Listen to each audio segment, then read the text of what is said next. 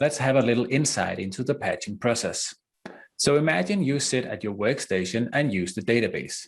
You encounter an error. What do? First, you gather as much diagnostic information as possible. You get the alert log, you get output from OPatch LS inventory, and you try to build a reproducible test case. You upload all that together with an elaborate description of the error to my Oracle support. An engineer will then verify it and, if necessary, create a bug. That bug gets assigned to a developer.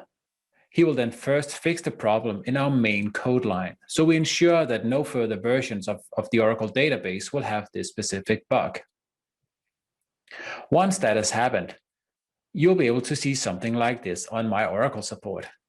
This is a bug that I just took off the list of bugs that are included in the 19.10 release update. And you might see something like this, fixed in product version 23.1. So now what? Do I have to wait until 23 is released and then upgrade, or what? No, not necessarily. This is the first step in our patching process.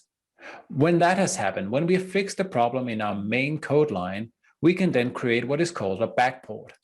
And that is our way of getting that bug fix into an already released version. After that, we'll evaluate whether we can put this bug fix into a release update. Now you might ask, why don't you just put all the bug fixes into the release updates? That'll make the released versions more stable. Well, that's actually not the case, because the more bug fixes we put into a release update, the greater the risk it is that we introduce a regression, that there is a side effect from the bug fix. And we don't want that. We want the release updates to be as stable as possible. So we have a whole list of criteria that we use to decide whether or not a bug fix should be included in a release update.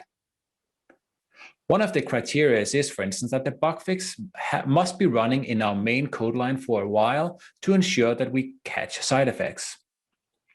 Critical bugs like wrong result, hangs, or corruptions are very likely to get included in a release update. And also regression fixes, side effects that we introduced in a previous release update, is also very likely to be included in a release update. But in some cases, even though that we have a high priority bug, we cannot include them in a release update.